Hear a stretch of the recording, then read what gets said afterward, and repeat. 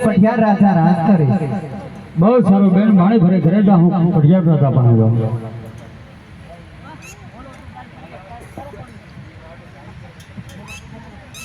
હાલ હાલ છે કોઈ ડેલિયા છે હા હા ડેલિયા છે રીત ને આયા આવડા મોટા મિત દેખાતા એમ હું કરો આયા બસ આમનો આટા ફોટા મારવી ને એવું કરવી હું કરવી આયા આટા મારો છો તમારે શું કામ છે કોની બધું પૂછીને એટલે હું એમ કહું આયા કોણ રાજા રાજ કરે બાપુ ઓઢણી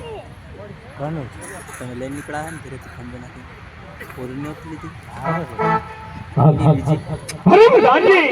મારી સાથે 20 વર્ષના નોકરી કરો છો અને પૂછો છો કઈ નગરી છે અને કોણ રાજા રાજ કરે તો સાંભળ વાઘ દીકરી શું વ્યવહાર વાઘ દીકરી શું વ્યવહાર શું દીકરી શું શિકાર ઉઠતા પંખી નીચે પડે આઈને બઢિયા આ પેંગલ ગઢ નગરી છે અને બઢિયા રાજા રાજ કરે છે અને બઢિયા રાજા રાજ કરે છે અને બઢિયા રાજા રાજ કરે છે હું કીધું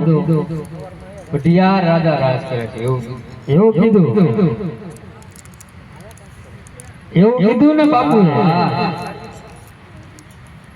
તમે આયા કોણ છો અમે આયા કેવા લાગી કોણ લાગી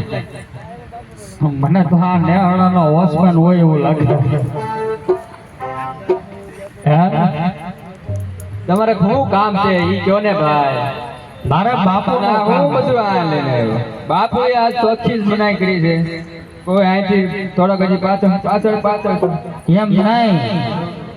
તો બાપુને કહે ને કે ગોર દાદા અંદર આવવાની રજા માંગે એમ કે જા બાપુનો મગજ હાવ કરે છે હાવ પણ તું તો જઈને વાત કર બાપુ ના પાડશે તો હું ઉયો જાય બાપુને કહે ને કે ગોર દાદા જવાની રજા માંગે કે હા આઈને ઉભા રહેજો પાછા હા બાપુ ગોર દાદા કોક આવ્યા છે અરે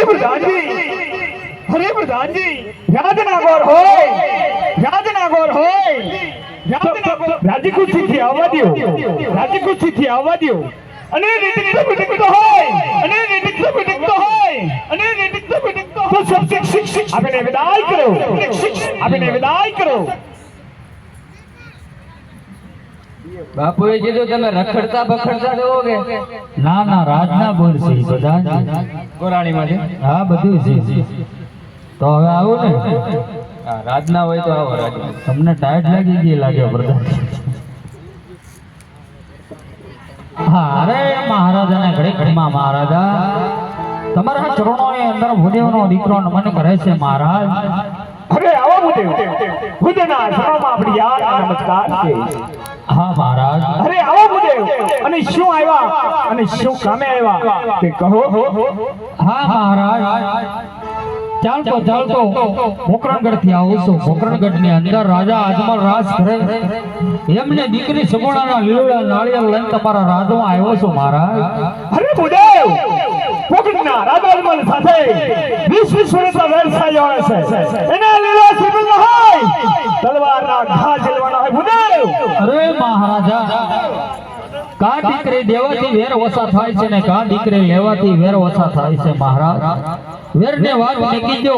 અને વેવાય બનો જિંદગીની અંદર જીવવાની મજા આવશે મહારાજ અરે ભૂદેવ હજી કહું